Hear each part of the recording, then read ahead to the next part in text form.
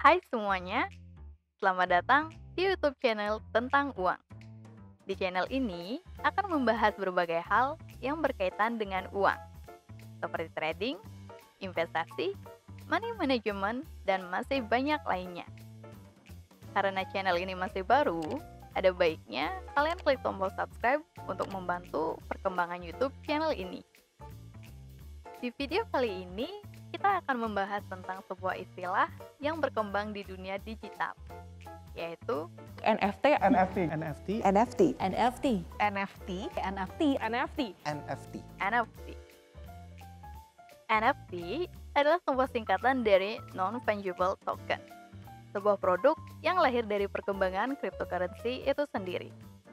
Penerapannya memang masih terkait sistem blockchain, tapi sekarang mencakup lebih banyak bidang, antara lain karya seni, konten, dan bahkan permainan online kompetitif.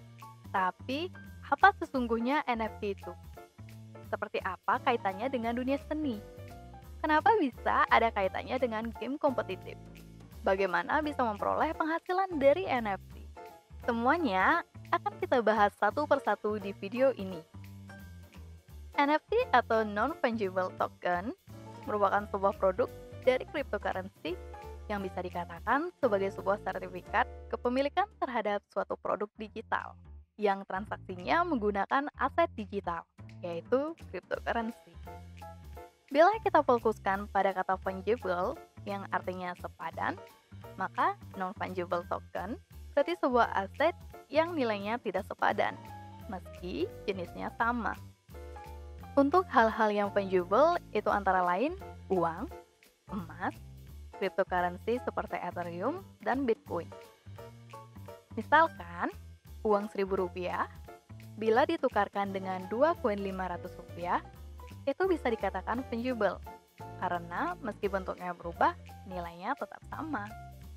Sedangkan, non-fungible ini merupakan sesuatu tidak ada acuan nilai standarnya atau bisa dikatakan tidak sepadan. Misalkan properti, lukisan, barang antik yang kuno, yang mana benda-benda tersebut nilainya bisa berbeda tergantung siapa yang menilai. Salah satu karakter dari non-fungible adalah unik dan tidak dapat digantikan. Sebagai contoh, di dunia ini hanya ada satu lukisan Mona Lisa dan sudah tentu karena karakter unik dan tidak bisa tergantikan, maka nilai jualnya juga tinggi. Tapi, bagaimana jika Anda melukis ulang atau melakukan foto lalu menjualnya? Apakah harganya akan sama dengan lukisan Mona Lisa yang asli? Tentu saja tidak. Bahkan, mungkin tidak berharga. Kemudian, apa yang dimaksud token?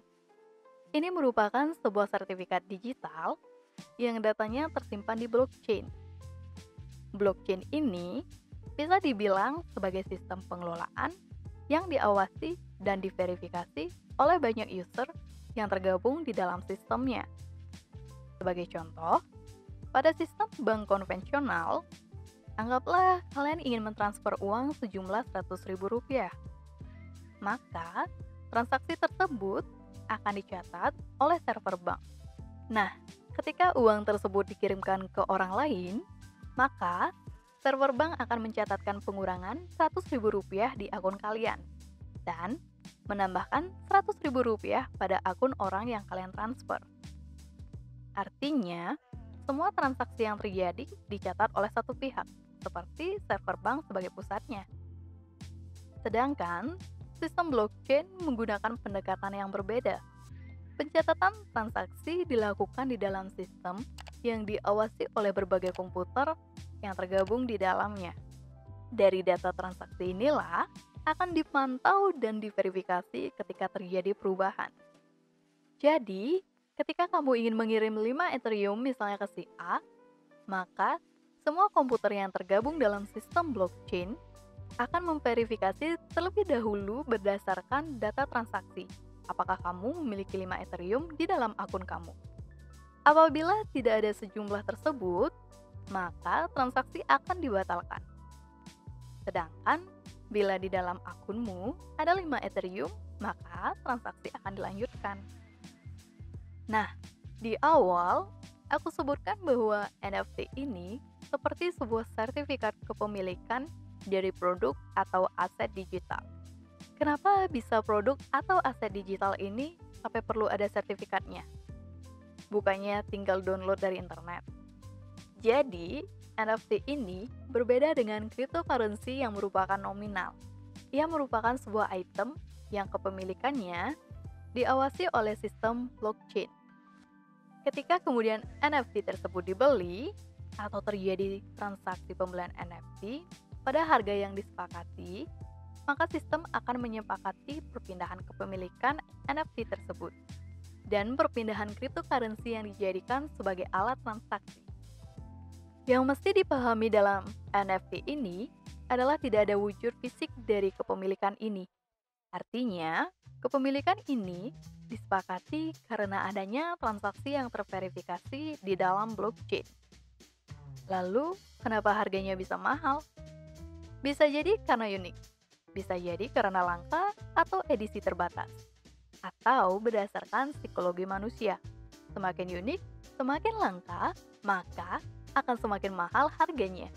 Seperti prinsip ekonomi, bila barang sedikit, permintaan banyak, maka harga meningkat. Begitu pula sebaliknya.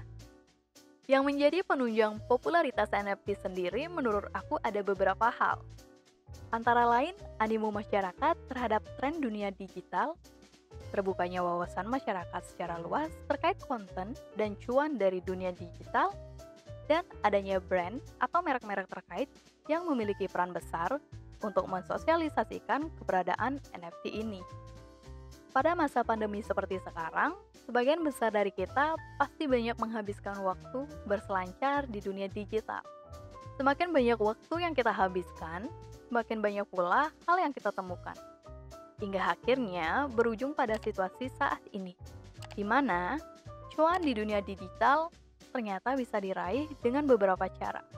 Dan bisa dikatakan cukup menggeser penghasilan dari profesi di dunia nyata. Di awal, aku sempat bilang bahwa NFT ini memiliki keterkaitan dengan karya seni digital, konten, dan permainan online kompetitif. Bila kalian punya ketertarikan terhadap bidang karya seni digital, perubahan yang terjadi dengan adanya NFT ini adalah para seniman melakukan penjualan hasil karyanya dengan sistem NFT. Transaksinya menggunakan cryptocurrency yang disepakati. Bagi kalian yang suka bermain online games, NFT juga sudah merambah cukup banyak online games ya. Moto yang berkembang dengan adanya online games berbasis NFT ini adalah play to earn. Artinya, orang-orang bermain games ini menjalankan misi, mengalahkan musuh untuk memperoleh item yang memiliki nilai komersil. Salah satunya yang lagi aku mainin yaitu Axie Infinity. Jadi, kalian akan bermain menggunakan karakter ini untuk mengalahkan musuh, untuk mendapatkan reward as selfie. Nah, as selfie ini bisa kalian kumpulkan untuk dijual lagi dan mendapatkan uang, untuk membeli karakter baru atau meningkatkan kemampuan aktif kalian agar lebih mudah menang dalam permainan. Ada juga game MOBA, yaitu Titan Arena, yang akan mendapatkan reward GTHC ketika kalian memenangkan permainan. Tentunya, kalian bisa menukarkan GTHC tersebut untuk bisa dijadikan cuan buat kalian. Bila menilik dari fenomena terjualnya tweet pertama di Twitter oleh Jack Dorsey dengan harga hampir 3 juta dolar, kemudian bila kita lihat lagi bagaimana NBA, sebuah liga basket yang saya rasa hampir semua orang tahu, menjual potongan klip video dari pertandingan basket. Salah satunya terjual dengan harga 208.000 dolar. Atau yang paling baru nih, foto selfie konsisten Gozali yang laku sampai ribuan dolar. Maka, apa yang membuat NFT memiliki harga begitu tinggi? Adalah keunikan dan kelangkaannya. Lalu, bagaimana kalian bisa menghasilkan uang dari NFT? Sebenarnya, dari tadi aku sudah menjabarkan bagaimana cara kerja NFT dan kaitannya dengan transaksi cryptocurrency. Bila kalian adalah orang yang berkecimpung di dunia seni digital, maka kalian bisa mengkomersilkan hasil karya kalian. Karya seni digital ini pun tidak terbatas pada gambar saja ya, bisa jadi GIF, potongan video, atau bahkan musik. Sedangkan NFT pada online games merujuk pada karakter, item, event yang ada di dalam game tersebut. Biasanya dalam games akan terjadi misi harian, misi mingguan, misi musiman, dan event tertentu yang memberikan reward kepada pemainnya. Reward inilah yang nantinya bisa menghasilkan uang untuk kalian. Sampai di sini dulu video kali ini. Semoga kalian bisa memahaminya dengan baik ya. Meski sudah dibahas di video ini, ada baiknya kalian tetap cari tahu sendiri tentang NFT, supaya kalian lebih yakin dan paham apa itu non-fungible token. Ingat, uang tidak bisa membeli kebahagiaan, tapi uang bisa memberi kebahagiaan. Sampai jumpa di video berikutnya.